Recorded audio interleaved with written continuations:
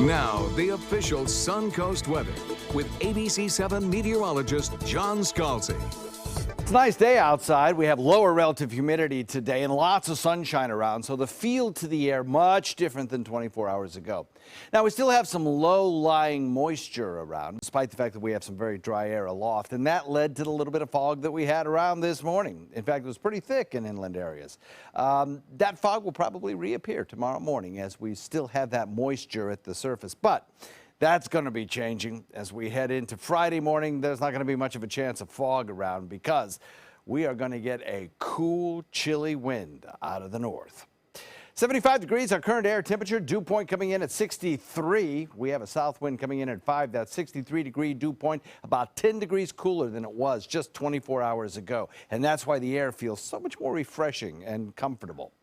73 degrees, Wauchula, 74, Arcadia, Mayaca, 73 in Parrish, Bradenton, Lakewood, Ranch, 76 in Northport, 75 Punta Gorda, 72 in Inglewood. Venice, you've got 73 and 69 degrees at Longboat Key. Across the area, things are pretty quiet, pretty tame. Not much in the way of any rain showers anywhere near us. There are some in the state of Florida, but you got to go way down into the southern tip of the state through the Florida Keys and areas around Miami getting a little bit of light rain, some sprinkles. There's an old stalled frontal boundary kind of meandering down here. We occasionally get some clouds that are still in the picture, but for the most part, most of the state of Florida is a whole lot drier than it was 24 hours ago and a whole lot sunnier as well.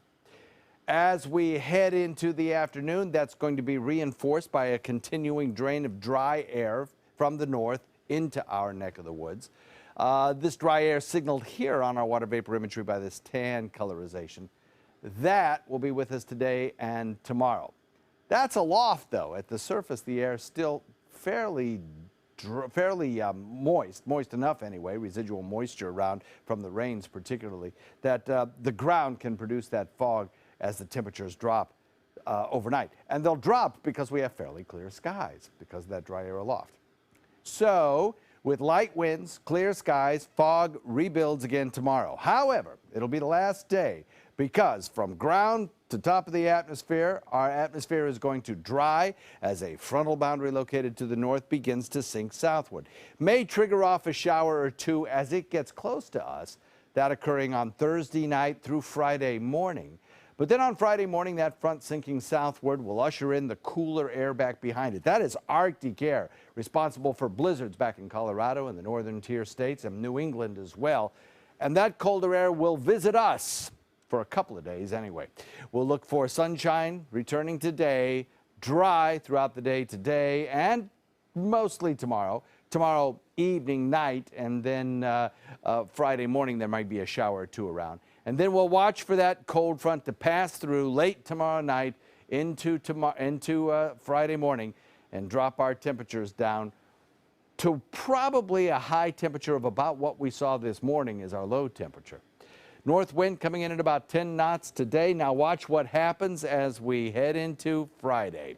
Daytime high about 65, meaning a lot of the day will be spent in the 50s. You throw the wind chill on top of that, and it is going to feel a little raw to some folks. They'll be wearing jackets and sweaters, I think. Some folks will be on Friday.